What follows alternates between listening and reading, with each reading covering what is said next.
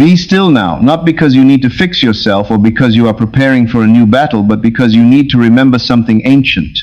There is a knowing inside you that is older than your effort, and older than your fear, and certainly older than every struggle you have ever named as yours. This knowing does not rush because it exists outside of time. It does not argue because it has no opposing force. It does not need evidence from the outside world because it is the cause of the world. It simply is. When you finally stop the frantic motion of your mind and touch this place of stillness, something in you exhales because this knowing has always been your true home. You have spent so much of your life traveling away from this center, believing that the answers you seek are out there in the noise of the world or in the validation of others or in the accumulation of things. But every time you stopped and looked inward, you felt a haunting familiarity. That is because you are not learning how to manifest. You are remembering who you are. This knowing is the unshakable belief that it is already done. We are not speaking of positive thinking, which is often just a mask for anxiety. We are not speaking of blind optimism, where you pretend the shadows do not exist. We are speaking of law. Most people completely misunderstand the phrase, "it is already done." They repeat it with their lips while their hearts are screaming in contradiction. They say it is finished while checking their bank accounts every hour, or looking at their phone, waiting for a text, or scanning the mirror for signs of change. That compulsive checking is not neutral. That checking quietly cancels the assumption, because belief is not what you say to others, it is what you rest in when you are alone. If you order a package online from a trusted retailer, you do not pace back and forth by the window wondering if the transaction was real. You simply carry on with your day, knowing that the order is processed and delivery is inevitable. That is a mundane example of a spiritual law. Yet when it comes to the things that matter most, like your health or your wealth or your relationships, you act like an anxious gardener who plants a seed in the morning and digs it up in the afternoon to see if it has roots. Every time you dig it up, you kill the seed. Every time you check the external world for validation, you are telling your subconscious mind that you do not have it. You are reaffirming absence. And because the subconscious is a faithful servant, it gives you more absence. To access this ancient knowing, you must understand that creation is finished. This is the hardest concept for the logical mind to grasp, because the senses tell you that time is linear and that you must work hard to build your future. But in the realm of consciousness, the future is not a place you are going to, it is a place you are creating from. The script has already been written. The possibilities of your life are not waiting to be created, they are waiting to be selected. When you desire something, that desire is not a taunt. It is a notification. It is a signal from your higher self telling you that this specific reality already exists and is ready for you to inhabit. You would not have the hunger if the food did not exist. You would not have the dream if the fulfillment were not already a reality in the quantum field. This is why you must be still. You must silence the noise of the senses which scream lack so that you can hear the whisper of the wish fulfilled. This knowing requires you to abandon the identity of the seeker. As long as you are seeking, you cannot find, because seeking implies you do not have. You must become the finder. You must become the one who possesses. Think of it this way. A king does not wake up in the morning and try to convince himself he is a king. He does not look in the mirror and affirm 50 times that he rules the kingdom. He simply wakes up and reigns.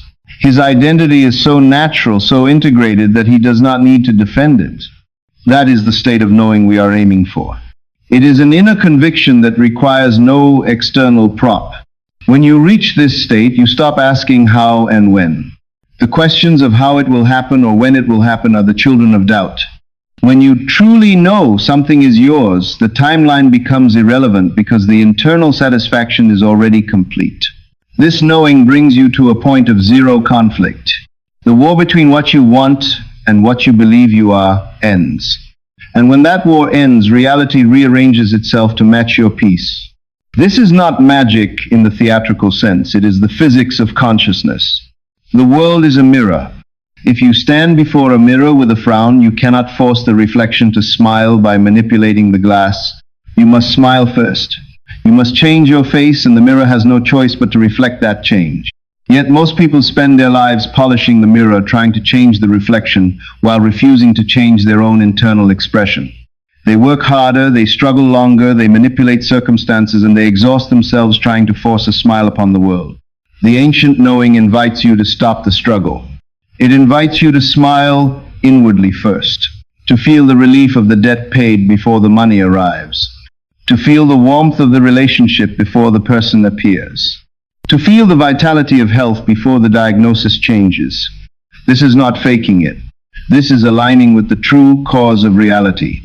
When you touch this knowing, you realize that the world of Caesar, the world of facts and figures and limitations, is actually the shadow world. The real world is the world of imagination and feeling. What you feel deeply and accept as true in the silence of your soul is the blueprint that the outer world must follow. This is why we begin with stillness. You cannot hear the truth when your mind is a storm of anxiety. You cannot plant a new seed when the ground is being trampled by the armies of fear. You must be still to reclaim your authority. In this stillness, you are not passive. You are poised. You are not checking out of life, you are checking into your true power. You are remembering that you are not a victim of circumstance, but the operant power of your reality. This knowing is the rock upon which you build your house. If you build your belief on the shifting sands of external evidence, you will be washed away when the storms come. But if you build your belief on the rock of inner knowing, let the rains fall and the winds blow. You will not be moved, because your validation does not come from what you see, it comes from who you are. So as we move deeper into this journey tonight, drop the heavy luggage of trying to figure it out. Drop the need to control the middle. The beginning is your desire, and the end is your fulfillment. The middle is none of your business. The middle belongs to a wisdom far greater than your conscious intellect. Your only job is to stand in the end. To stand in the ancient knowing that it is good and it is done. When you do this, you stop negotiating with life and start commanding it, not with arrogance, but with the quiet confidence of someone who has remembered their own name. This knowing is the anchor. It is the belief that holds you steady while the bridge of incidents unfolds. It is the deep breath of the soul that says, I am safe and I am provided for and I am that which I wish to be. From this place of deep stillness, we can now move into the true meaning of rest. Because rest is not just sleep, it is the highest form of faith. Once you have touched that ancient knowing, you inevitably encounter the most challenging yet essential phase of manifestation, which is the state of rest. This is where the true work of consciousness is tested, and where the vast majority of people fail to bring their desires to birth. We must be very clear about what we mean by rest, because the human mind has been conditioned to equate value with struggle and progress with exhaustion. In the language of the spirit, rest is not sleep, and it is certainly not laziness or lethargy. Rest is the highest form of disciplined focus. It is the living, breathing proof that you have successfully moved from the state of desiring to the state of having. It is written that he who believes has entered into rest. This is not a suggestion, it is a diagnostic tool. If you are not at rest inwardly, you do not yet believe. You may hope and you may wish and you may pray with great intensity, but if you are still mentally running marathons trying to make it happen, you are confessing your own doubt. Rest is the absence of argument between what you want and who you are. Consider the nature of physical reality. When you hold an object in your hand, you do not stress about acquiring it. You do not strategize how to get it. You do not worry if it will disappear. You simply possess it. The mental action associated with possession is rest. Therefore, if you are still mentally climbing a mountain of effort to reach your goal, it is because you have not yet accepted that you are already at the summit. The feeling of effort is the feeling of separation. When you try to force a manifestation, you are screaming to the universe that you are separate from it. But when you rest, you are declaring unity. You are declaring that the thing you desire and your own identity have merged into one. This inner rest is the psychological Sabbath. In the great allegories of creation, the seventh day was not a day where the Creator got tired and needed a nap. It was the day of stillness, because the work was finished. The perfection was complete. You must enter your own Sabbath. You must reach a point in your internal world where you look at your imaginal act and say it is good, and then you drop the tools of trying. Most people refuse to rest because they are addicted to the illusion of control. The ego believes that if it stops worrying, the world will fall apart. It believes that anxiety is a form of responsibility. You must unlearn this. Anxiety is not responsibility, it is a leakage of creative energy. When you are anxious about an outcome, you are essentially using your imagination to create the very thing you do not want. You are rehearsing failure. Rest is the deliberate act of withdrawing your attention from the problem and placing it entirely on the solution, not as a future possibility but as a present fact. This is why rest is the ultimate act of courage. It takes no courage to worry. Everyone does that. It takes immense courage to stand in the midst of unfinished circumstances and feel the peace of completion. When you can look at an empty bank account and feel the security of wealth, or look at a broken relationship and feel the warmth of love, you have mastered the law. This state of rest is characterized by a specific emotional signature, which is relief. Think of the feeling you get when a long, difficult project is finally submitted, or when a lost set of keys is finally found. That exhalation, that dropping of the shoulders, that sudden quietness in the mind is the feeling of the wish fulfilled. It is not always fireworks and explosions of joy. Often it is just a deep, quiet relief. That relief is the signal to the subconscious mind that the pregnancy has begun. Once a child is conceived, the mother does not try to conceive it again and again. She rests in the certainty of the process. She goes about her life knowing that a divine intelligence is knitting together the new life within her. She does not check every hour to see if the baby is growing. She trusts. Your desire is the same. Once you have planted the seed in the silence of knowing, you must stop digging it up. The constant checking of external reality to see if it has happened yet is a violation of rest. It is like pulling up a plant to check its roots. You kill the momentum every time you revert to the state of waiting. Waiting is a trap. Waiting implies that you are here, and the result is there, and time separates you. Rest collapses time. Rest says, I am already there. When you are truly resting, you are no longer waiting for the evidence, because you have become the evidence. Your internal state is the evidence. You stop looking for signs because you have become the sign. This is a subtle but profound shift. The person who is truly resting is not inactive. You will still walk and talk and work and engage with the world, but your actions will change. You will no longer act from a place of desperation or frantic manipulation. You will act from inspiration.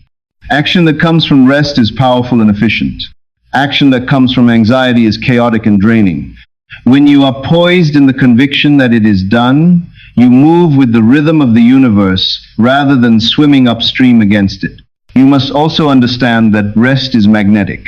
In the physical world, we are taught to chase things. But in the world of consciousness, chasing pushes things away.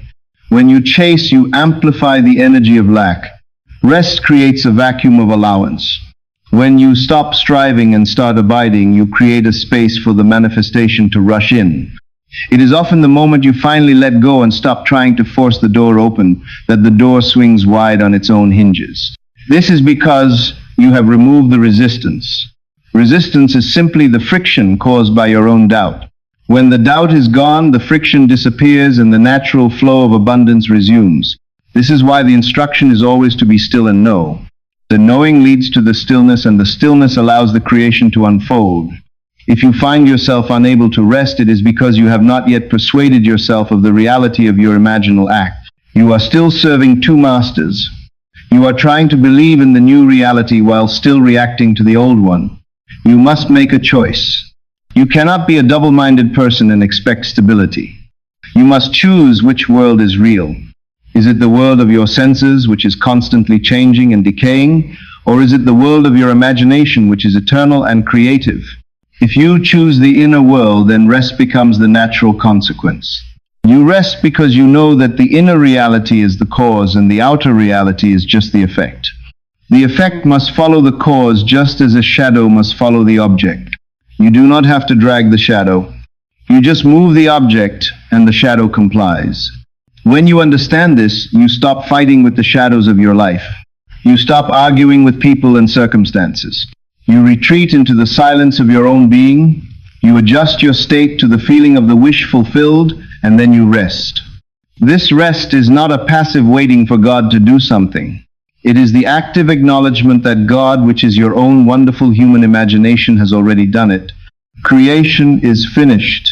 All possible states already exist. You are not creating wealth. You are tuning into the state of wealth that already exists. You are not creating health. You are occupying the state of health that is already there. Since it already exists and you have already occupied it in imagination, what is left to struggle for? The struggle is a lie. The struggle is the ego trying to justify its existence.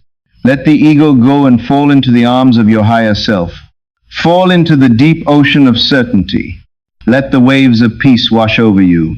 This peace is the peace that passes all understanding because it does not make sense to the rational mind. The rational mind looks at the lack and says panic. The spiritual mind looks at the lack and says it is finished. So tonight, as you continue this journey, make a covenant with yourself that you will no longer negotiate with the illusion of time and lack. You will enter the Sabbath. You will do your work in imagination. You will feel the reality of it until it thrills you, and then you will drop it. You will let it be. You will not touch it with the dirty hands of doubt. You will not continuously look back to see if Lot's wife is following. You will keep your eyes forward, focused on the feeling of the end. And in that rest you will find that the universe is not hostile or indifferent, but intimately responsive to your command. The command is not a shout, it is a silence. It is the silent thunder of a mind that has made up its decision and refuses to retreat. This is the rest that manifests. This is the rest that heals. This is the rest that resurrects the dead dreams of your heart and brings them into the light of day. Therefore remain in this rest, for it is the only ground upon which your harvest can grow. To deepen your belief that it is already done, you must understand something fundamental about the machinery of your own consciousness. We have spoken of the ancient knowing and the power of rest, but how do you sustain these states when the world around you screams a different story? The answer lies in the relationship between your identity and your subconscious mind. This is the engine room of creation. Most people believe that they attract what they want. This is the great illusion that keeps millions in a state of perpetual seeking. You do not attract what you want, you attract what you are. The law does not respond to your pleading, it responds to your being. Your identity is not the name you were given at birth or the job title on your business card. Your identity is the sum total of your habitual feelings, your silent assumptions, and the state of consciousness you return to when you are alone. This is the only signal the universe hears. If you desire wealth, but your identity is that of a person struggling to make ends meet, then no amount of visualizing will bring you abundance, because the law cannot give you what you are not. It can only expand what you are. Therefore, the work begins with a radical shift in identity. You must stop trying to get something and start being someone. Ask yourself not critically but honestly, who are you being when no one is watching? Are you being someone waiting for proof, or are you being someone living from fulfillment? Waiting is a trap of identity. Waiting is not a neutral activity where you sit on a bench until the bus arrives. In the world of consciousness, waiting is an active declaration of lack. To wait for something implies that you do not have it. It implies separation. And what you assume is missing must remain missing, because the subconscious mind is a faithful servant that brings your assumptions to pass. If your assumption is I am waiting for it, then the subconscious will work tirelessly to ensure that you keep waiting. It will create delays and obstacles and near misses just to fulfill your command of waiting. This is why Christ never waited for fulfillment. He moved from fulfillment. He did not speak of what would be in the future. He spoke of what is. When he said, "It is finished," that was not resignation. That was completion declared from the level of identity. You must understand that the subconscious mind does not function on logic. You cannot argue your way into a new life. You cannot convince the subconscious with charts and graphs and rational explanations of why you deserve better. The subconscious mind is primal, and it is feeling-based. It accepts what feels natural. This is the key that unlocks a door. Whatever feels natural to you becomes your reality. This is why imagining something once with great excitement often does very little. You can close your eyes and visualize yourself as a millionaire for 10 minutes and feel a rush of adrenaline. But if you open your eyes and immediately return to the feeling of financial anxiety, then the 10 minutes of excitement are washed away by 23 hours of anxiety. The subconscious is not impressed by your visitation. It is impressed by your habitation. It responds to what you inhabit, not what you visit. To change your life, you must make the new state feel natural. You must make the extraordinary feel ordinary. This is a concept that baffles the ego because the ego loves drama. The ego thinks that manifestation should feel like a lightning bolt. But true manifestation feels like wearing a comfortable pair of old shoes. It feels settled. When you first assume a new identity, it will feel like a costume. You might feel like a fraud. You might feel like an actor pretending to be a king. This is normal. Do not let this deter you. This is simply the friction of the old identity rubbing against the new one. Your job is to wear the new state until the feeling of fraudulence fades and is replaced by the feeling of familiarity. You train the subconscious with familiarity. You walk in the feeling of the wish fulfilled until it no longer thrills you but simply is you. Think of how you treat the things you already possess. You do not walk around all day ecstatic that you have a pair of shoes. You do not constantly thank the universe that you have a front door to your house. You accept these things as natural parts of your identity. They are facts. They are solid. This is the level of naturalness you must cultivate for your desires. If you want health, you must stop being the person trying to heal and start being the person who is healthy. A healthy person does not spend all day obsessing over symptoms. A healthy person takes their body for granted in a positive way. If you want love, you must stop being the lonely seeker and start being the person who is loved. A loved person does not frantically check their phone for validation. They rest in the knowing of their worth. This shift is internal. It happens in the silence of your own mind. The subconscious mind accepts what you consistently feel to be true. It is like a garden that does not judge the seeds you plant. It does not say this is a weed or this is a flower. It simply grows whatever is planted. Most people are planting seeds of worry and doubt all day long and then wondering why their garden is a mess. They say, I want a beautiful life, but their inner conversations are filled with complaints and arguments and fears. You must become a vigilant gardener. You must watch your inner identity. When you catch yourself slipping back into the identity of the victim or the seeker, you must gently but firmly return to the identity of the master. You do not beat yourself up. You simply correct your course. You say to yourself, no, that is not who I am anymore. I am the one who has it. I am the one who is it. This is where the science of mind meets the scripture of the soul. In physics, observation collapses potential into form. In consciousness, assumption collapses possibility into experience. What you assume to be true organizes reality around that assumption. Your identity is the ultimate assumption. If you assume you are lucky, life will present you with coincidences that look like luck. If you assume you are disrespected, life will present you with people who insult you. The world is a mirror reflecting your identity back to you. You cannot change the reflection without changing the face you present to the mirror. So the question becomes, how do you stabilize this new identity? You do it by abandoning the old one. You cannot drag the old man into the new world. You must leave the old story behind. You must stop talking about your past failures. You must stop identifying with your old traumas. You must stop repeating the narrative of why you cannot have what you want. Every time you tell the story of your struggle, you are solidifying the identity of the struggler. Silence is often the best tool for dismantling the old identity. When you stop giving voice to your limitations, they begin to starve for lack of attention. Instead, you feed the new identity with your inner conversations. Talk to yourself as the person you want to be. Walk as that person. React to life as that person. When a bill comes in the mail, do not react as the poor person, react as the wealthy person who knows the resources are there. Even if the money is not physically in your hand in that moment, the reaction determines the future. If you react with fear, you plant more poverty. If you react with calm confidence, you plant prosperity. This is acting from identity. Remember that the subconscious seeks safety. For many people, success feels unsafe because it is unknown. Happiness feels suspicious because they are used to disappointment. You must teach your subconscious that it is safe to have what you want.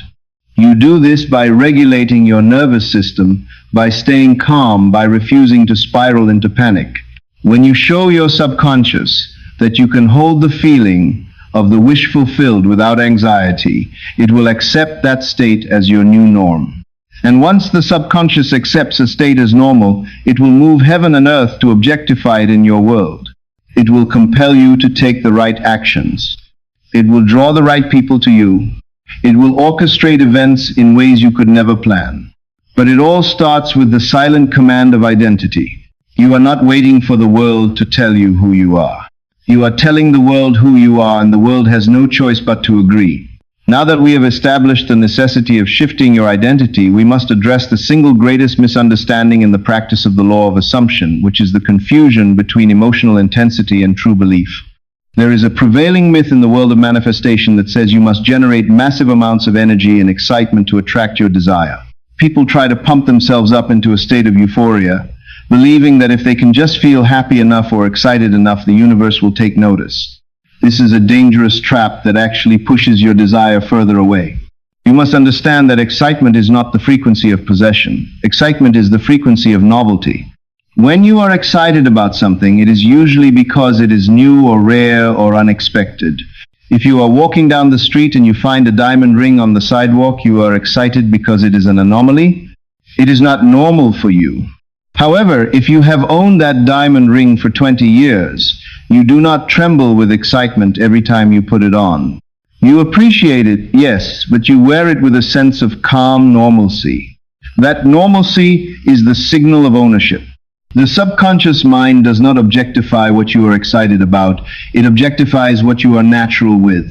If you are constantly in a state of high-pitched excitement regarding your desire, you are unconsciously broadcasting the signal that this thing is a stranger to you.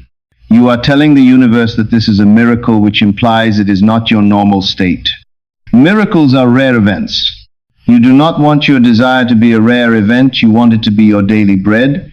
Therefore, the goal of your imaginal work is not to reach a peak of emotion, but to reach a plateau of acceptance. We call this emotional normality. It is the feeling of naturalness. Neville Goddard taught that the feeling of the wish fulfilled is not a continuous state of ecstasy, but a feeling of relief and then a settling into the ordinary.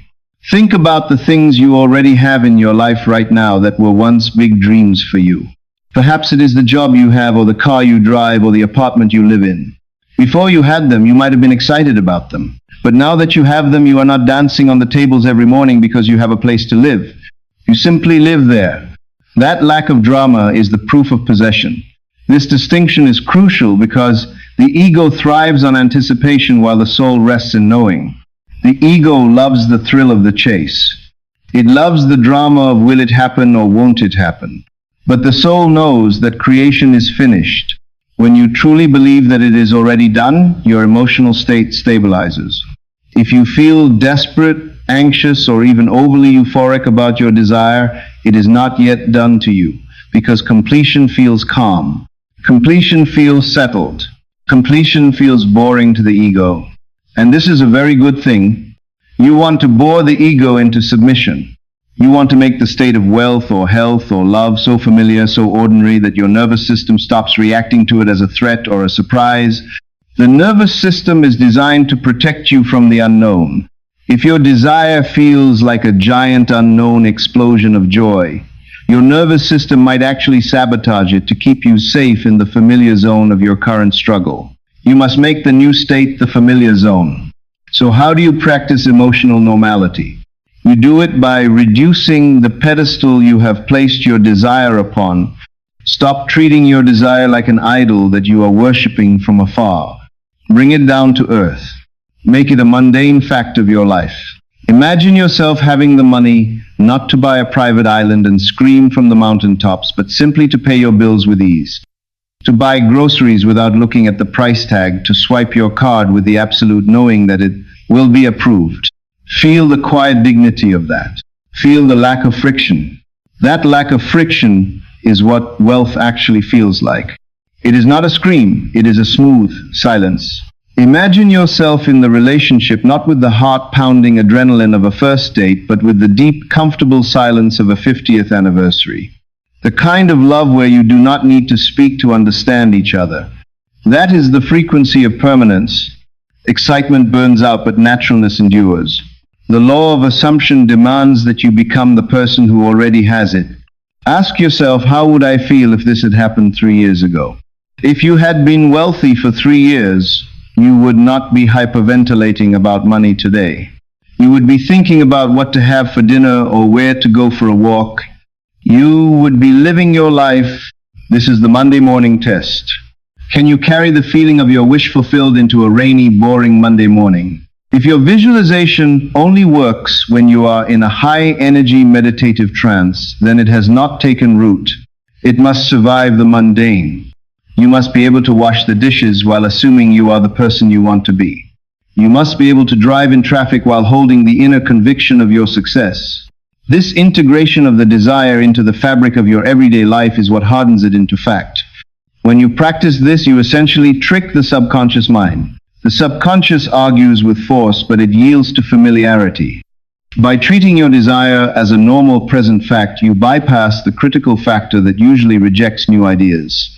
If you say, "I am ecstatic to be a millionaire," your mind might say, "No, you are not. Look at your bank account." But if you simply walk with the quiet inner assumption of security and ease, the mind has less to fight against. You are effectively normalizing the miracle. You are stretching your comfort zone to include your desire. This is why we say that belief is not emotional intensity, it is emotional continuity. It is the ability to sustain the feeling of the wish fulfilled, not as a high note that shatters glass, but as a steady hum that underpins your entire melody. This shift from excitement to normality also protects you from the pendulum swing of emotion. If you rely on excitement to manifest, you will inevitably crash into depression because no human being can maintain peak excitement forever. What goes up must come down. And when you come down, you will interpret that drop in energy as a loss of faith. You will think, "Oh no, I stopped believing because I stopped feeling the buzz." That is not true. You simply exhausted your adrenal glands. By aiming for calm certainty instead of excitement, you create a sustainable state of being. You can be calm forever. You can be certain forever. This steadiness is magnetic. It draws the object of your desire to you without the push and pull of desperate energy. It tells the universe, "I am ready to receive this because I am stable enough to hold it." Consider the nature of authority. A true king does not need to shout to be heard. He speaks in a normal volume, and his words are law. A person who is pretending to be powerful shouts and postures and tries to whip up enthusiasm. You are the king or queen of your reality. You do not need to shout. You do not need to hype yourself up. You simply need to assume the posture of having. When you are truly emotionally normal about your desire, you stop looking for signs. You stop asking, "Is it coming?" You stop measuring the time, because you do not look for what you are holding in your hand. The cessation of the search is the beginning of the finding. The cessation of the excitement is the beginning of the having. So tonight, as you contemplate your desires, check your emotional temperature. If you are running hot with anxiety or manic excitement, cool yourself down. Breathe into the feeling of relief. Breathe into the feeling of "it is done." Tell yourself there is nothing to get excited about because it is just who I am now. It is just the way things are. Normalize your blessing. Make it as natural as your breath. When it becomes as natural as breathing, it will be as automatic as breathing. You will not have to think about it to make it happen. It will just sustain you. This is the mastery of the law. To take the impossible and make it possible, and then to take the possible and make it natural. When it is natural, it is yours. This is the secret that the mystics have known for ages. God speaks in the still small voice, not in the earthquake or the fire.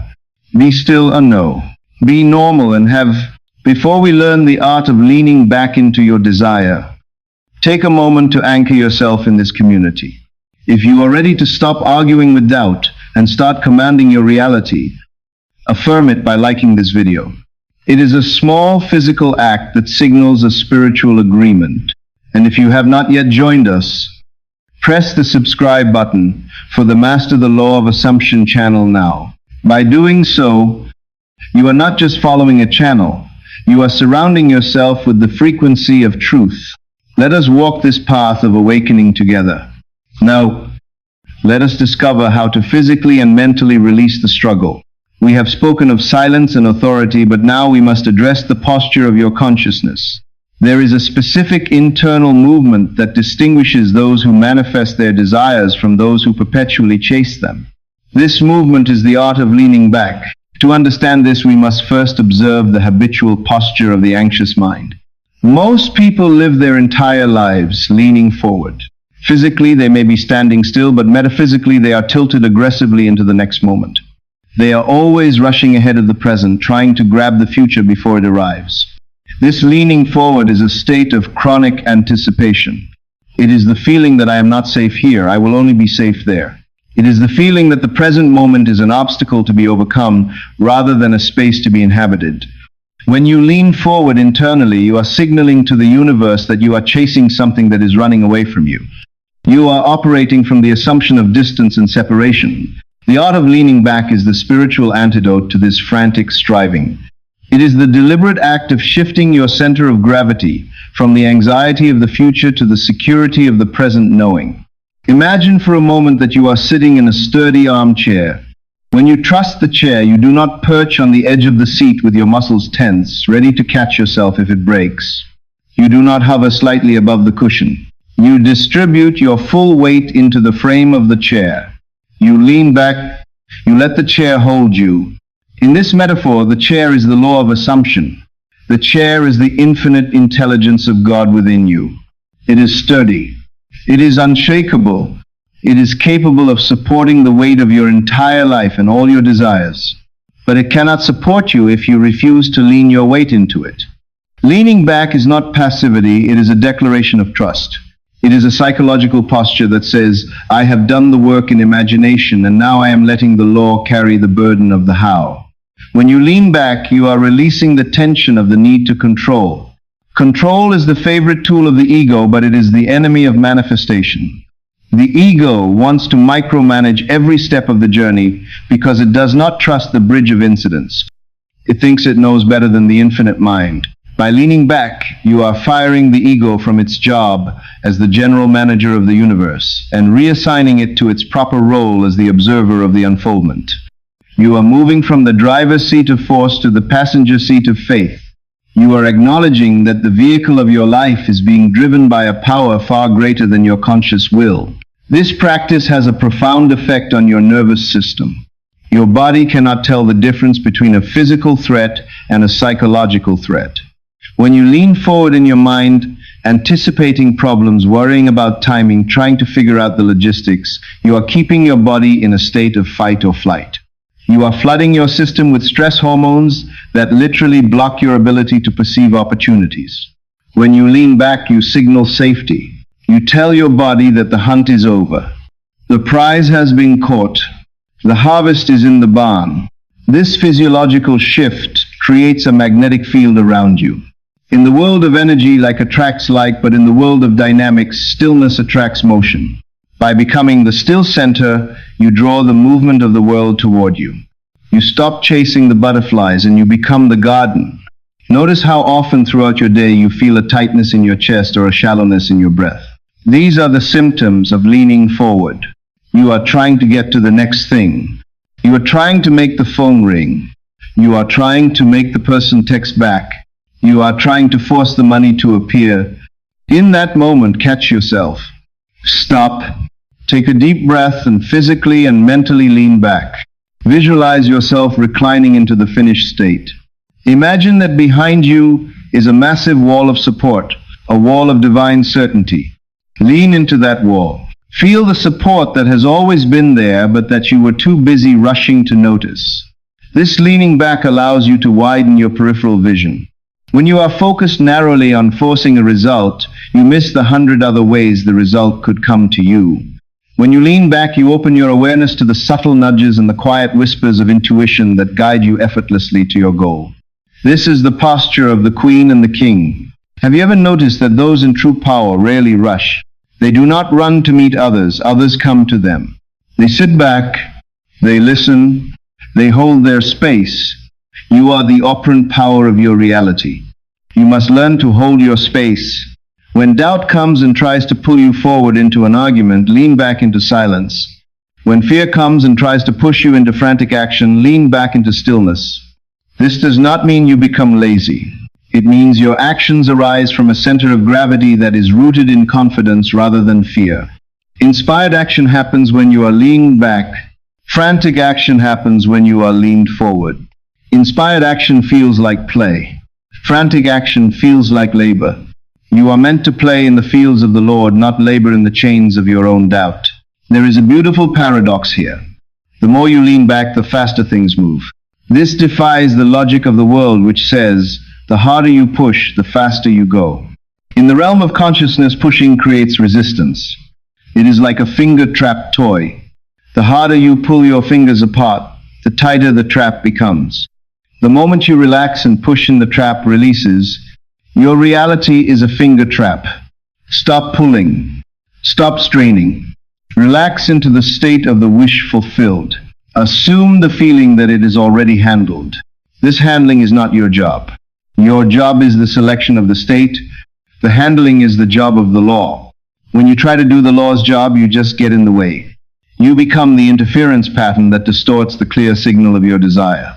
Leaning back is also the ultimate act of receiving.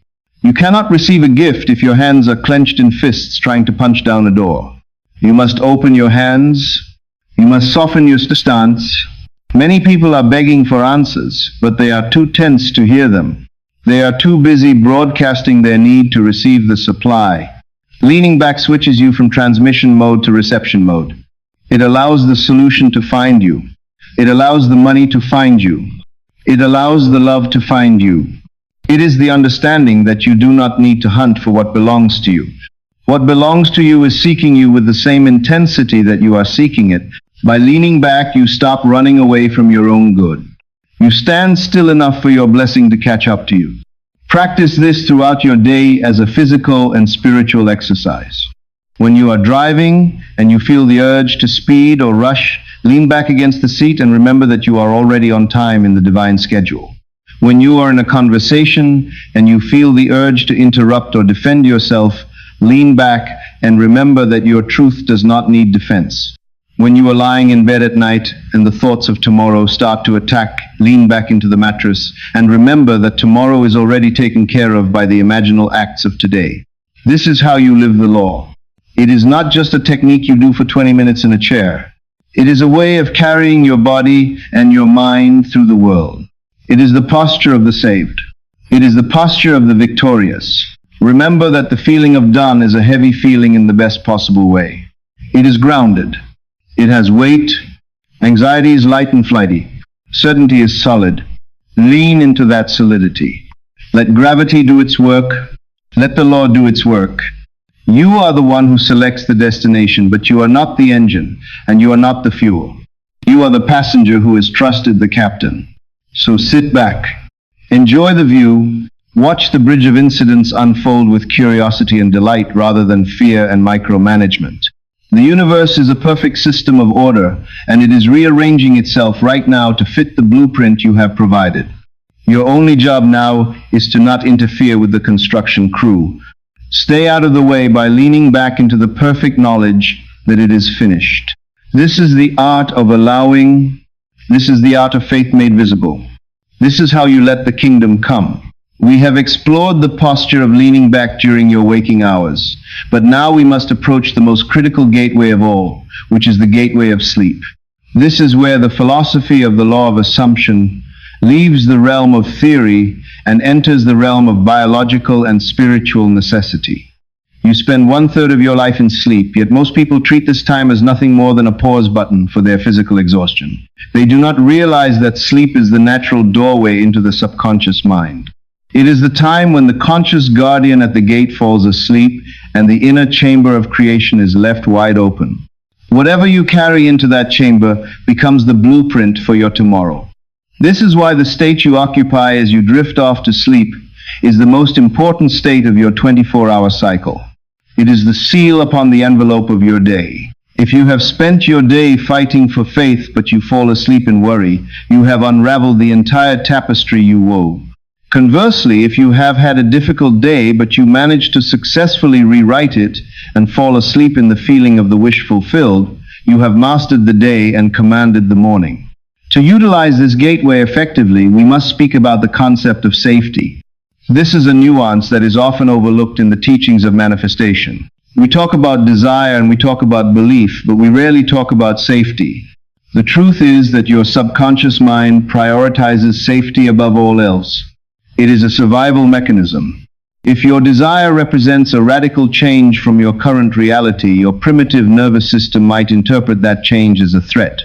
Even a positive change like sudden wealth or a new relationship can feel dangerous to a nervous system that is addicted to the safety of the known, even if the known is painful. This is why so many people sabotage themselves right at the brink of success. They get close, but their body recoils because it does not feel safe.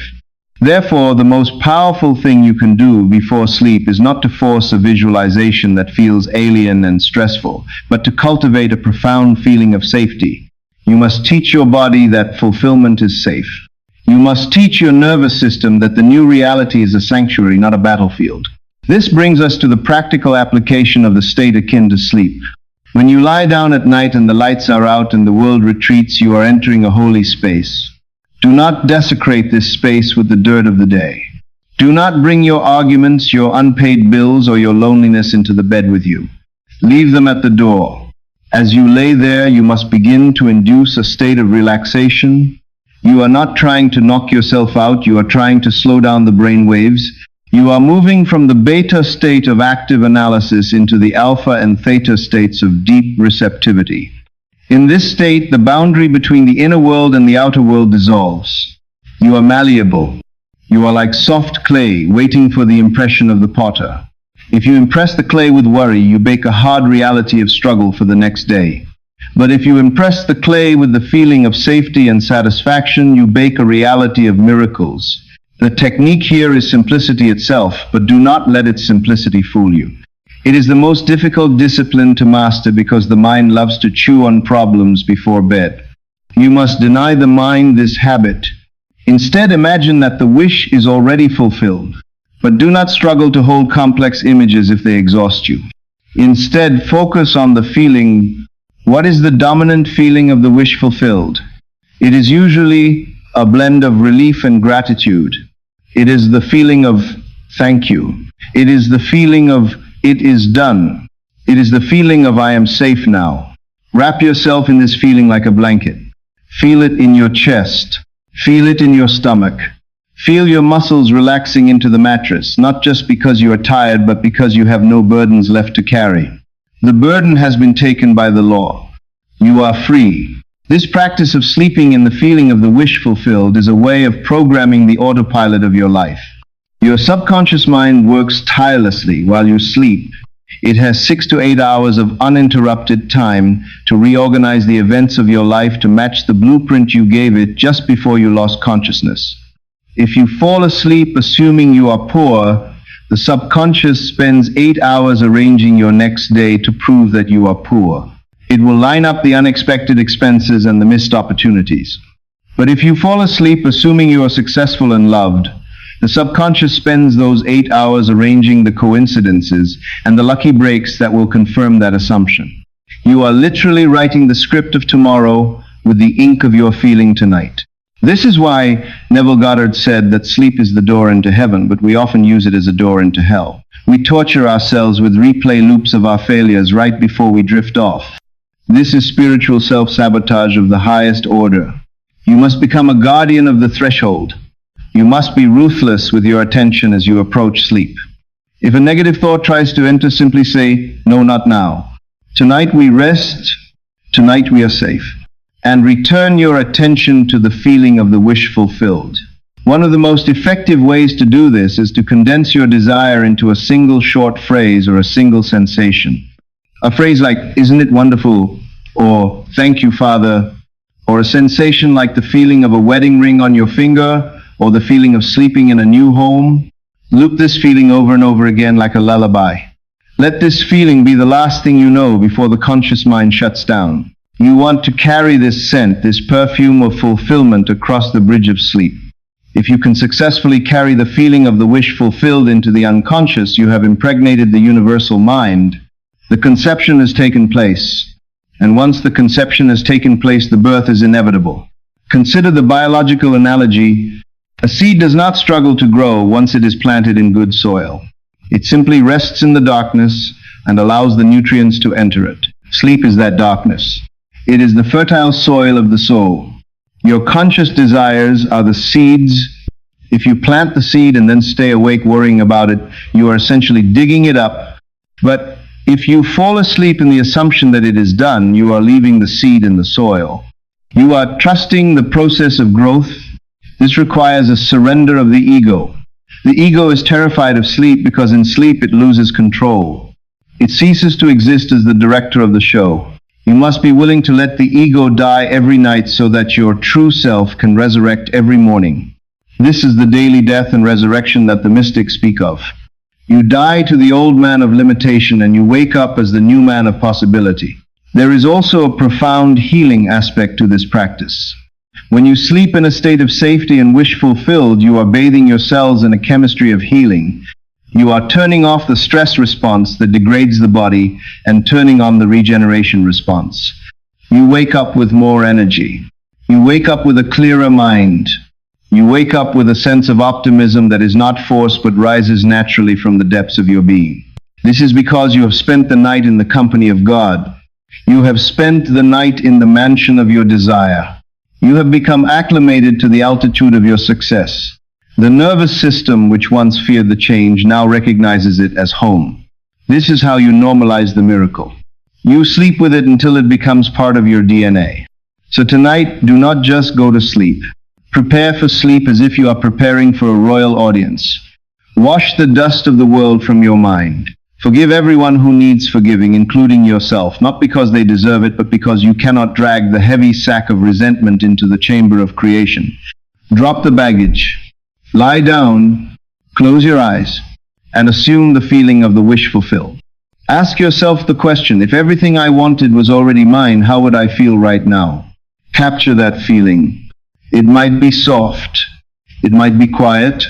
It might be a simple sense of ease. Hold it. Sustain it. Let it wash over you.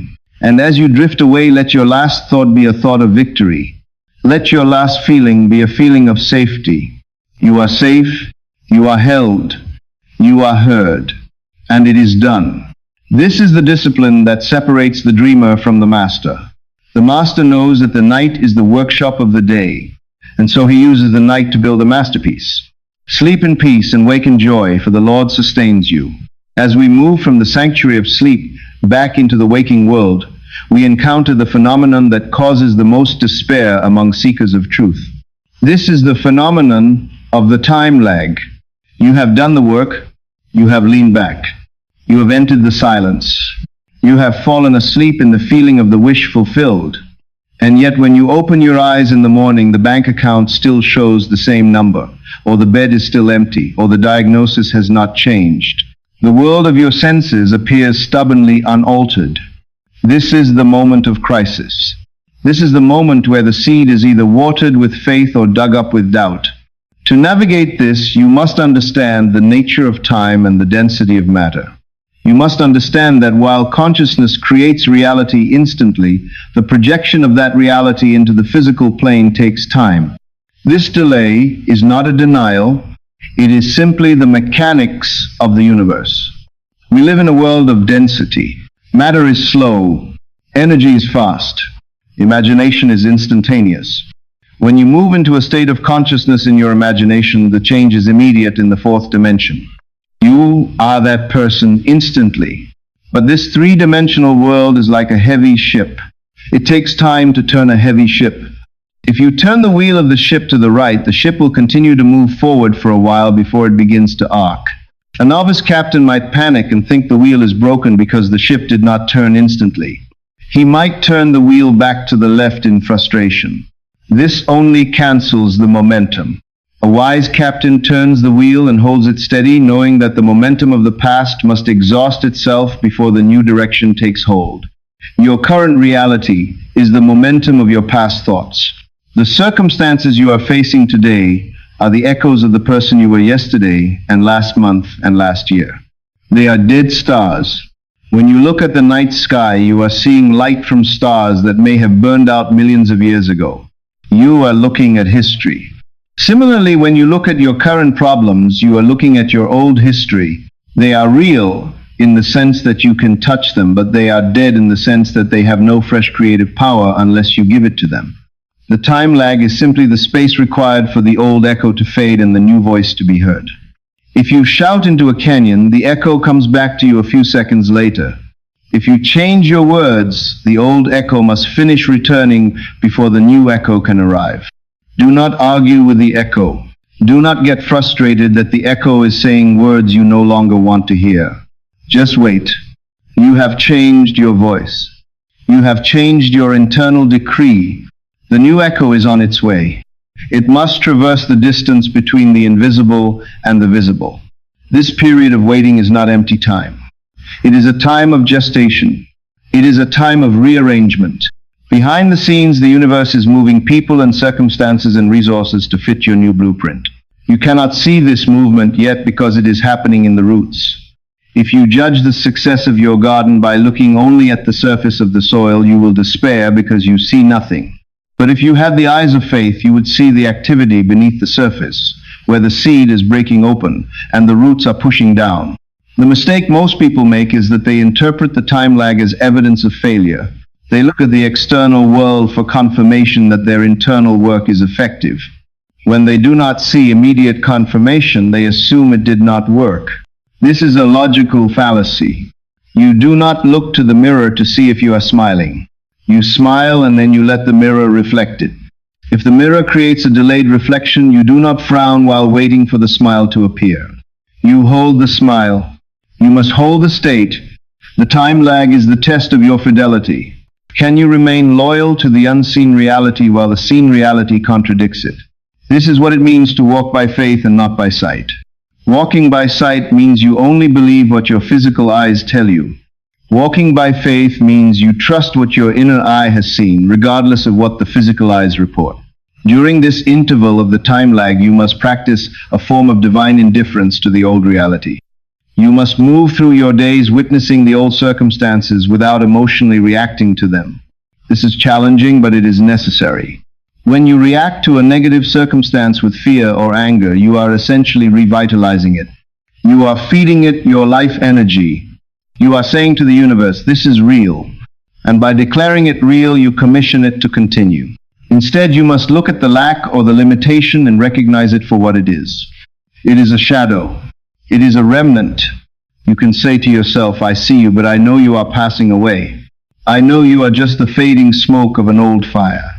I am no longer the person who created you. I am a new person, and I am bringing a new fire. This does not mean you live in delusion or ignore your responsibilities. You still pay the bills, and you still go to work, and you still take care of your body, but you do it with a double consciousness. You do the physical task with your hands, but you keep your heart in the new reality. You render unto Caesar what is Caesar's, but you keep your spirit in the kingdom of God. You live in the end while walking through the middle. This split awareness is the mark of the master. The master is in the world, but not of it. He is walking through a valley of shadows, but his mind is dwelling on the mountaintop. And because his mind is on the mountaintop, the valley must eventually rise to meet him. The time lag also serves a protective purpose. If every thought you had manifested instantly, your life would be chaotic. You would manifest monsters every time you had a nightmare or disaster, every time you had a fleeting worry. The density of time is a buffer. It gives you a grace period. It allows you to change your mind. It ensures that only the sustained dominant states of consciousness harden into fact. So do not curse the delay. Thank the delay. It proves that you live in a lawful universe where you have time to select and cultivate your garden. But once you have selected and once you have planted, you must trust the cycle of the season. You cannot force the harvest. You cannot pry the petals of the rose open with your fingers. If you do, you destroy the beauty. You must let it unfold. The urgency you feel during the time lag is the enemy. Urgency screams, I need it now because I don't have it. Urgency confirms lack. You must replace urgency with anticipation. Think of the difference between waiting for a package that might never come and waiting for a package that you have a tracking number for. When you have the tracking number, you know it is coming. You are not anxious. You might check the door, but you are not fearful. You simply prepare a place for it. Prepare a place for your manifestation. Act as though it is inevitable. If you knew for a fact that your desire would materialize in 3 days, how would you spend the next 72 hours? Would you worry? No. You would relax. You would prepare. You would enjoy the final moments of your old life before everything changes. Treat the time lag like that. Treat it as the final few days of a vacation before you start a new job, or the final quiet moments before the guests arrive for the party. Understand that reality always lags consciousness. This is an immutable law. The shadow must follow the object. You are the object. The world is the shadow. If you move, the shadow moves. But do not look at the shadow to tell you where to move. Look within. Keep your eyes on the internal prize. The bridge of incidents is being built brick by brick. You may not see the bridge until you are stepping on it. You may not realize that the flat tire or the chance meeting or the delay at the airport was part of the bridge until you look back in retrospect. The universe is weaving a tapestry of events that is far too complex for your conscious mind to understand. Your job is not to weave the tapestry. Your job is to hold the vision of the finished pattern. So when you wake up tomorrow and the world looks the same, smile at it. Smile at the illusion. Tell the illusion, you are very convincing, but I know your secret. I know you are just a projection of my past, and I have already changed the film in the projector. The new movie is starting. It is just loading the reel. Do not let the delay dishearten you. Let it strengthen your resolve. Let it prove to you that you have the mental stamina to remain faithful to your ideal. The reward is not just the manifestation. The reward is the person you become while you wait. You become a person of power, a person of vision, a person who is not enslaved by the senses. And when the manifestation finally breaks through the veil of time, and it will, you will realize that the timing was perfect all along. It came not a moment too soon and not a moment too late. It came exactly when you were ready to receive it. We have journeyed through the mechanics of the mind, the discipline of rest, and the mystery of time, but now we arrive at the threshold of revelation. Everything we have discussed up to this point has been preparation for this specific moment. You are not hearing these words by accident. In the vast architecture of the universe, there are no accidents, only appointments. And this is your appointment. We are now entering the prophetic shift. This is the moment where the accumulation of your faith, the sum total of your silent prayers, and the resilience of your spirit tip the scales of reality. We are declaring that your time is not someday in the vague distance. Your time is tonight. When we say tonight, we are not merely speaking of the hours of darkness on a clock. We are speaking of a spiritual coordinate. We are speaking of the fullness of time. There comes a moment in every gestation process where the waiting ends and the delivery begins. The water breaks. The shell cracks. The dawn breaks. You have reached that breaking point, not a breaking point of destruction, but a breaking point of breakthrough. You have walked through the valley of the shadow. You have endured the seasons of silence, where it felt like your prayers were hitting a ceiling of brass. You have stood in the face of contradictory evidence and held on to your vision when everyone else would have let go. You have wondered in the quiet desperation of your heart if you were forgotten. Hear this clearly. You were never forgotten. You were being forged.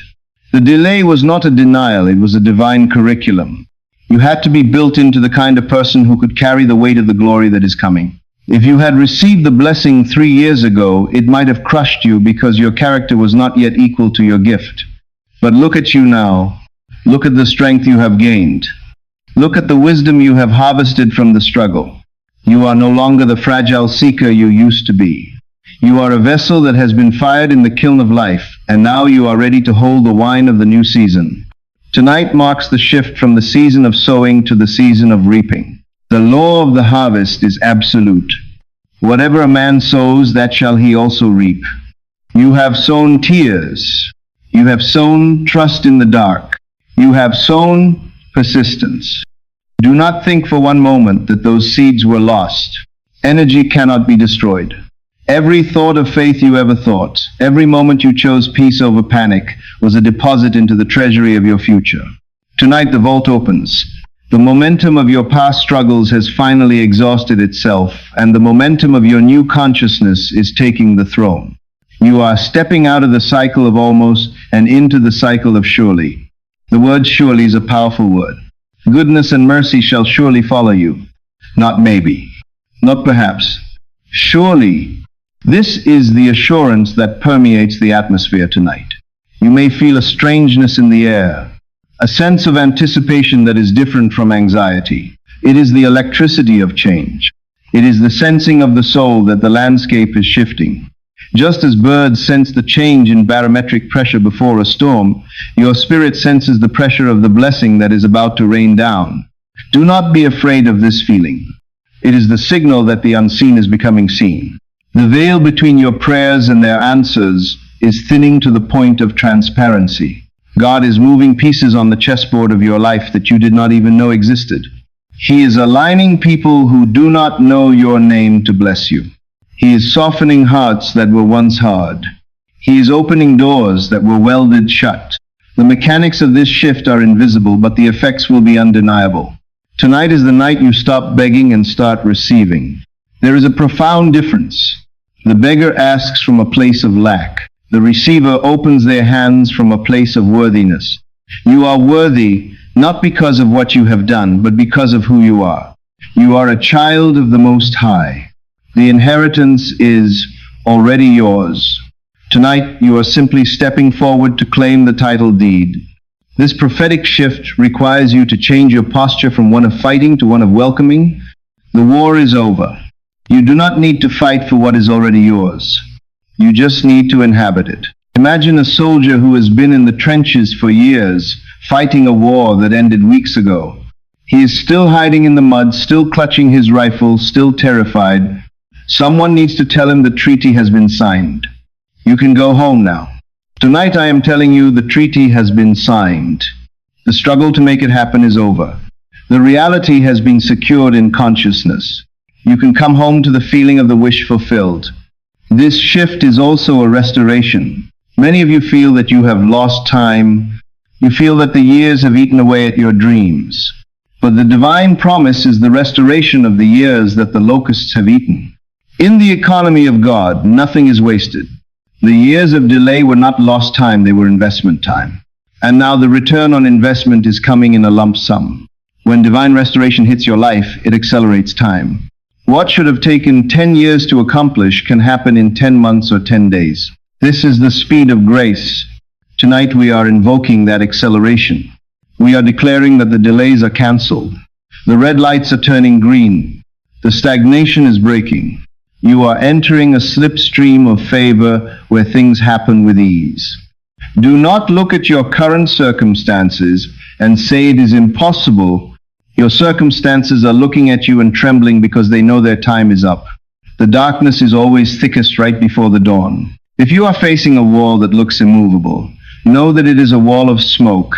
Step through it. Tonight, you are authorized to step through it. The authority comes from your own realization of I am. You are the operant power. You declare the end from the beginning.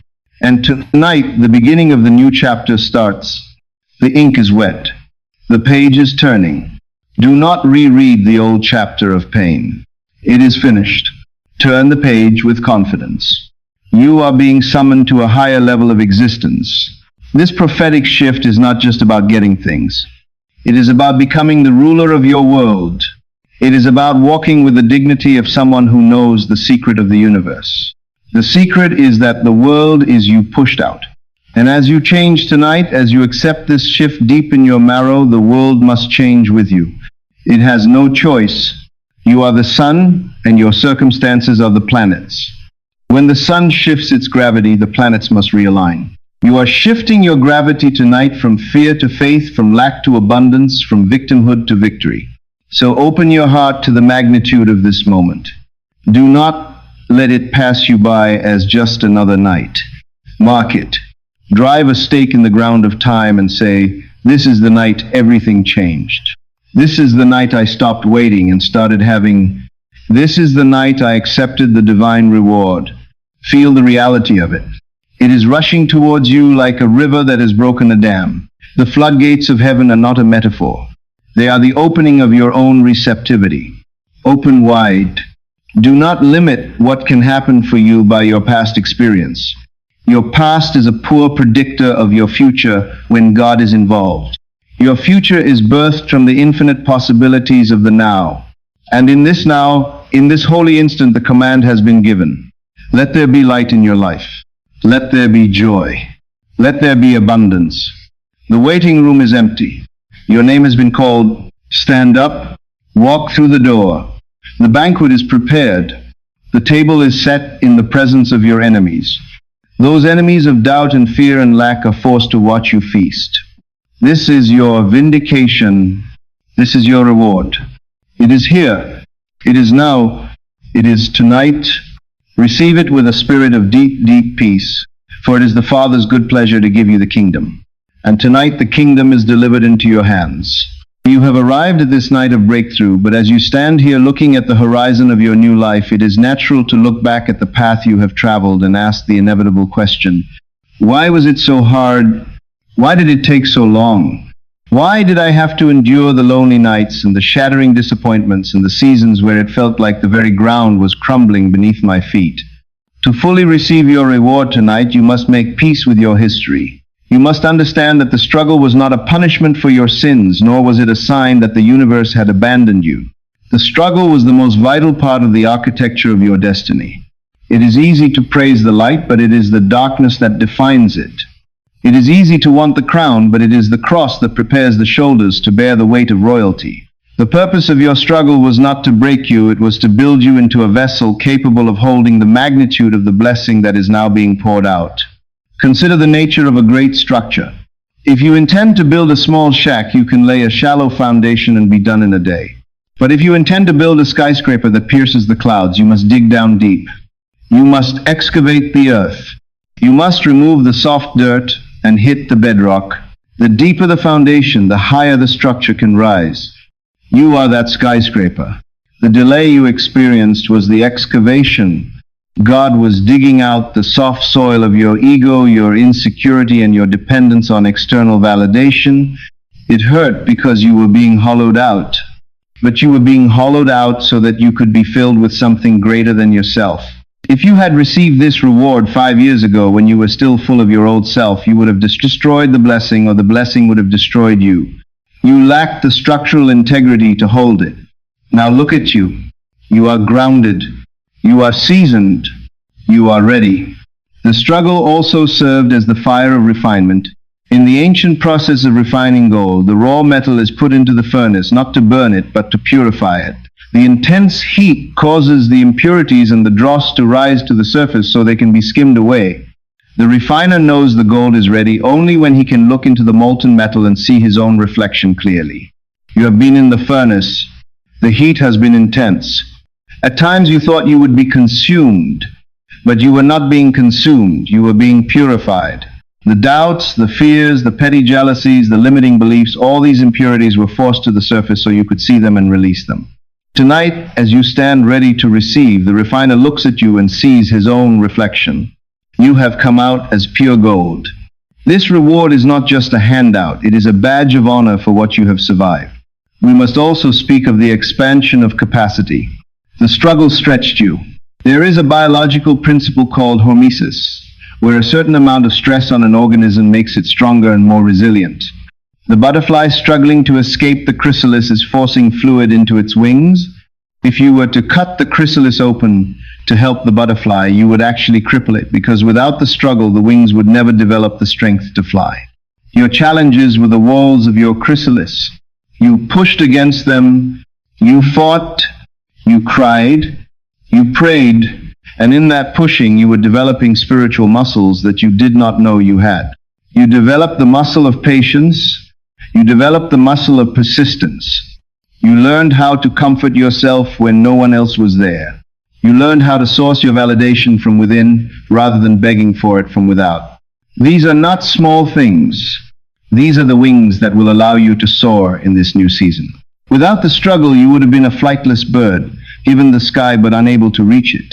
Furthermore, the struggle gave you the gift of contrast. You cannot truly appreciate health until you have felt the frailty of sickness. You cannot truly understand the peace of abundance until you have known the anxiety of lack. The depth of your gratitude tonight is directly proportional to the depth of your previous pain. The person who has always had everything appreciates nothing. But you who have walked through the desert know the value of water. When this reward manifests in your life, you will cherish it in a way that no one else could. You will steward it with wisdom. You will not take it for granted. Your suffering has carved out a cavern in your soul, and now that cavern is going to be filled with joy. The larger the cavern, the more joy it can hold. Your capacity for happiness has been expanded by your experience of sorrow. There is also a mystical element to your struggle. It was the death of the old identity. We talked earlier about the need to let the old man die so the new man can live. But the ego does not give up the throne easily. It fights. The turmoil you felt was often the death throes of your old limitations. It was the battle between the version of you that accepted mediocrity and the version of you that demanded greatness. That civil war is over now. The new you has won. But do not despise the battle. The battle proved to you who you really are. It proved that you are unbreakable. It proved that there is a spirit in you that is stronger than any circumstance. You now walk with a quiet confidence that cannot be bought. It can only be earned. You earned it in the trenches of your own dark night of the soul. And let us not forget the empathy you have gained. You are being positioned not just for personal success, but for influence. Because you have suffered, you can understand the suffering of others. When you stand in your victory, you will not look down on those who are still struggling with judgment. You will look at them with compassion. You will be able to say, I have been where you are and there is a way out. Your story will become a roadmap for others. Your scars will become stars that guide lost ships home. If you had an easy life, your victory would inspire no one. But because you fought, because you almost gave up but didn't, your victory will be a beacon of hope to thousands. Your struggle was never just about you. It was about all the people you are destined to help once you reach the other side. So tonight, as you prepare to receive, do not look back with regret. Do not wish that it had been easier. If it had been easier, you would be lesser. Thank the struggle. Thank the closed doors because they guided you to the right corridor. Thank the people who left because they made room for the people who are coming. Thank the nights of tears because they watered the seeds of your present joy. It is all part of a perfect design. Nothing was wasted. Every moment of pain was transmuted into power. You are now the finished product of that divine manufacturing process. You are tempered steel. You are polished diamond. You are ready to shine. This perspective shifts your vibration from one of victimhood to one of victory. A victim asks, why is this happening to me? A victor asks, what is this teaching me? You have graduated from the school of adversity. You have your diploma. And the reward coming tonight is your graduation gift. You do not need to repeat the class. You learned the lesson. The lesson was that you are powerful beyond measure and that God is faithful beyond comprehension. Now you can move forward not as a survivor but as a thriver. You are not defined by what happened to you. You are defined by who you became because of it. So lay down the heavy burden of the question, why? The answer is simple. It was necessary. It was love in disguise. It was the chisel chipping away the stone to reveal the masterpiece within. The sculpting is done. The dust is settling. And what remains is the beautiful, triumphant, authentic you. Embrace your history as the foundation of your destiny, and step into your future with the head held high, knowing that you have been tested and you have been found true. The struggle is over. The glory begins. We have arrived at the destination. We have traversed the landscape of the mind. We have quieted the doubts. We have understood the delays, and we have honored the struggle. Now we stand before the open door of the storehouse. This is the moment of receiving. Receiving is an art form that very few master because we have been conditioned by a world that values striving over arriving. We are taught to chase, to hunt, and to fight for what we want, but we are rarely taught how to simply open our hands and accept what is being given. The act of receiving requires a complete shift in your internal posture. You cannot receive with a clenched fist. As long as you are gripping your problems, or clutching your old identity of lack, your hands are too full to hold the blessing. To receive the divine reward tonight, you must first perform the radical act of letting go. You must drop the struggle. You must drop the need to control exactly how the blessing arrives. You must drop the defense mechanisms you built to protect yourself from disappointment. You must stand defenseless before the onslaught of divine goodness. Receiving is the spiritual equivalent of exhalation. For a long time you have been inhaling, holding your breath, waiting for the other shoe to drop, waiting for the disaster, waiting for the bad news. Tonight you exhale. You let the breath go. And in that space of emptiness you allow the new breath of life to enter. The divine reward is not something you have to go out and fetch. It is something that flows into you when you stop blocking the current. The barriers to receiving are never on the side of the giver. The supply is infinite, and the giver is generous beyond measure. The barriers are always on the side of the receiver. We block our own blessings with our feelings of unworthiness, with our guilt, and with our small thinking. Tonight we are dismantling those barriers. You need to know deep in your soul that you are worthy of this reward. Your worthiness does not come from your perfection. It does not come from your past performance. It comes from your existence. You are a child of the universe, and it is the nature of the universe to pour its abundance into its creation, just as it is the nature of the sun to pour its light onto the earth. The earth does not have to earn the sunlight. It just has to rotate to face it. Tonight you are rotating to face your good. The reward coming to you is multifaceted. It is material, yes, because we live in a material world and you have needs that must be met. Expect the financial breakthrough. Expect the career advancement. Expect the physical healing, but do not limit the reward to just physical things. The true divine reward is the restoration of the soul. It is the peace that defies logic. It is the joy that bubbles up without a reason. It is the restoration of relationships that were broken. It is the return of your confidence. When God restores, He does not just patch up the old house, He rebuilds the foundation. You are receiving a total upgrade of your life experience. This is why you had to wait. A minor repair takes a day, but a total renovation takes a season. You are stepping into the renovated version of your life. Walk into it with your head high. Do not apologize for your blessing. Do not feel guilty that you are finally happy. Your happiness glorifies the Creator. Your poverty and your misery serve no one. Your abundance serves the world. There is a profound humility in true receiving. It is the admission that you could not do this on your own. You fought and you struggled and you tried to force doors open and it exhausted you. Now you are standing back and watching the Spirit open the doors for you. This is the transition from effort to grace. Grace is the unearned favor of God. It is the gift that is given simply because love demands it be given. Tonight you are swimming in an ocean of grace. Stop trying to swim against the current. Float. Let the current take you to the shores of your desire. This requires trust. It requires you to believe that the current knows where it is going. The reward is intelligent. It knows your address. It knows your name. It has been looking for you while you were looking for it. And now the meeting point has been reached. To fully receive, you must also expand your capacity for good. Many people have an upper limit on how much happiness they can tolerate.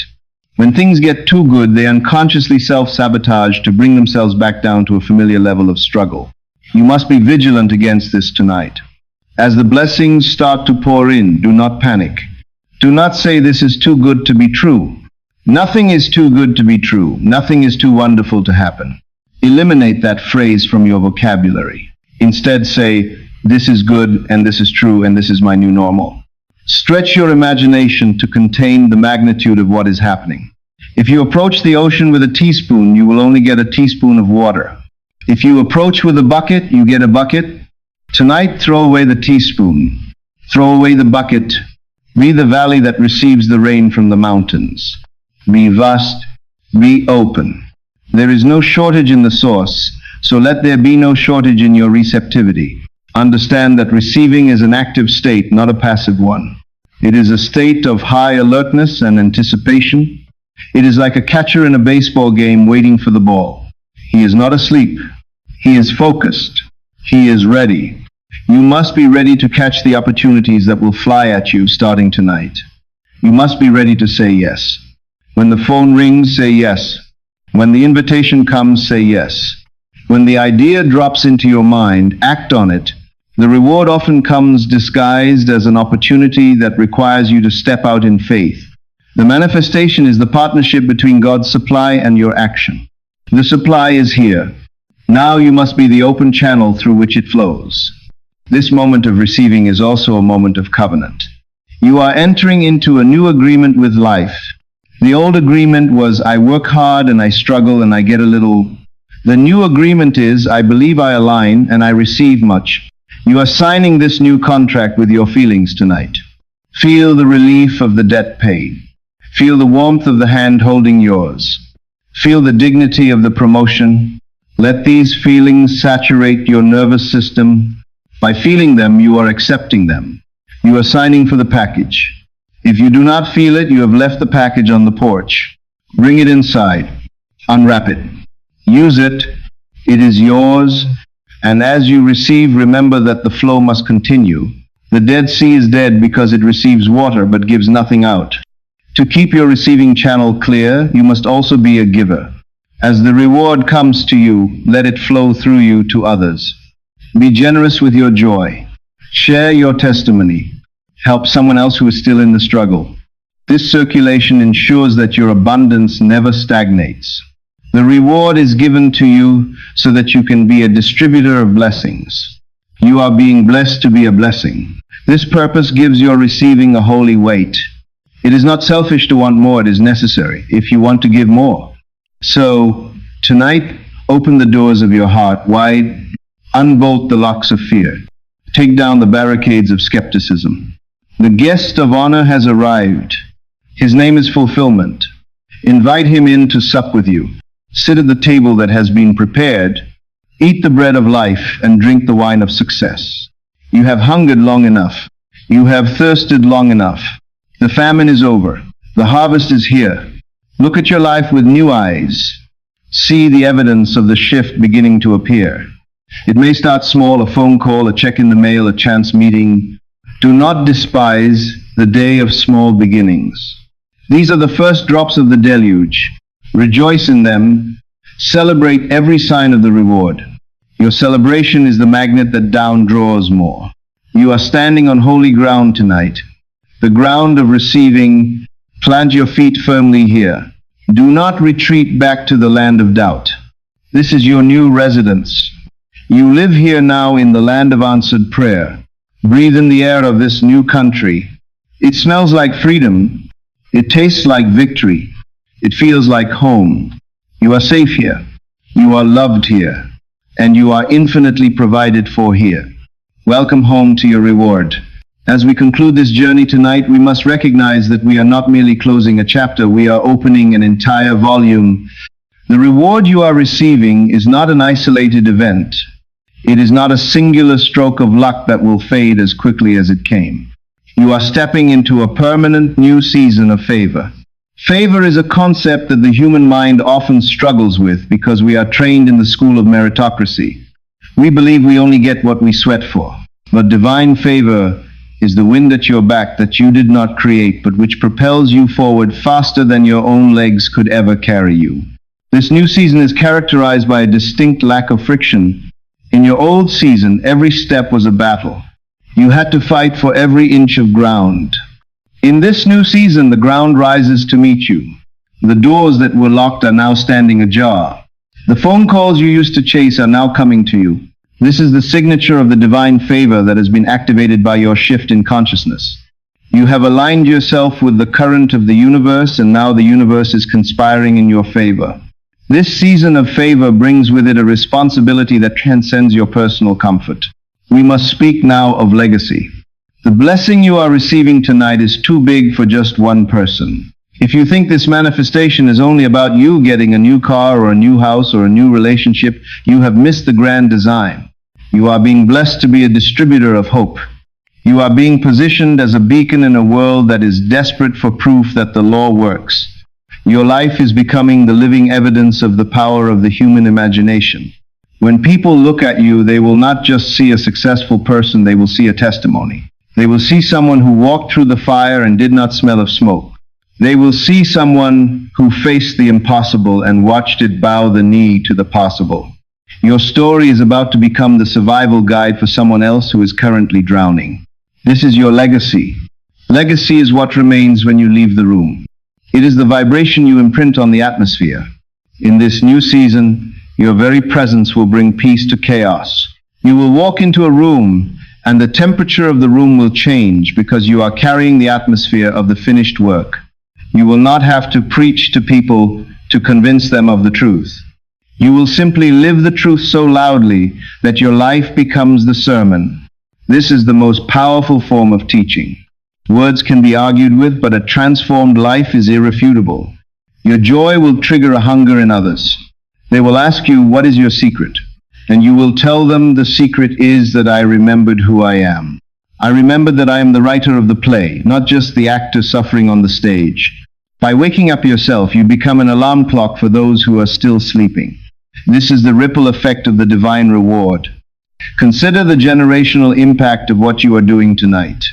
Many of you are breaking cycles of poverty and fear and addiction that have plagued your families for decades. You are the cycle breaker. You are the pivot point in your family history. Because you dared to believe in a better reality, your children and your children's children will start their lives on a higher platform. They will not have to fight the same demons you fought because you defeated them. You are clearing the land for the generations to come. This is a holy work. It is not selfish to desire abundance. It is an act of love for your lineage. When you raise your own consciousness, you lift the ceiling for everyone connected to you. You show them what is possible. You give them permission to dream bigger dreams because they have seen the fulfillment of yours. This new season is also marked by a shift from seeking to exploring. For so long you have been a seeker trying to find the key. Now you hold the key. The question changes from "how do I get it" to "how far can I go?" There is no limit to the expansion of God within you. The reward you receive tonight is just the floor of your new life, not the ceiling. It is the foundation upon which you will build structures of even greater glory. Do not make the mistake of camping around this victory and turning it into a monument.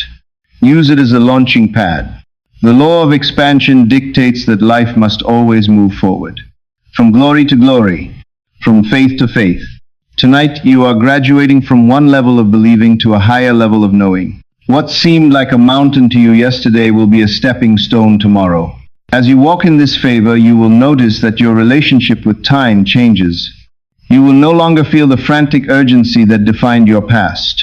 You will move with the unhurried rhythm of eternity. You will trust the timing of your life because you know the composer of the symphony. This peace is the ultimate legacy you leave to the world.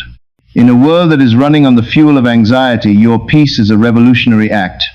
Your calmness is a rebuke to the chaos. By refusing to participate in the collective panic, you create a sanctuary of sanity for those around you. This is how you serve the world. You serve it by refusing to lower your state to match its despair. You hold the high watch. You maintain the divine vision. And let us not forget the joy. This new season is a season of laughter. The scripture says, "When the Lord turned again the captivity of Zion, we were like them that dream. Then was our mouth filled with laughter and our tongue with singing." You are going to laugh at the days to come. You are going to laugh when you look back at your old fears and realize how small they were. This laughter is the sound of victory. It is the sound of a soul that has been set free. Let that joy bubble up. Let it overflow. Do not hide your light under a bushel. Shine. Shine so brightly that the shadows have no place to hide. Your happiness does not take away from anyone else. It adds to the collective light of humanity.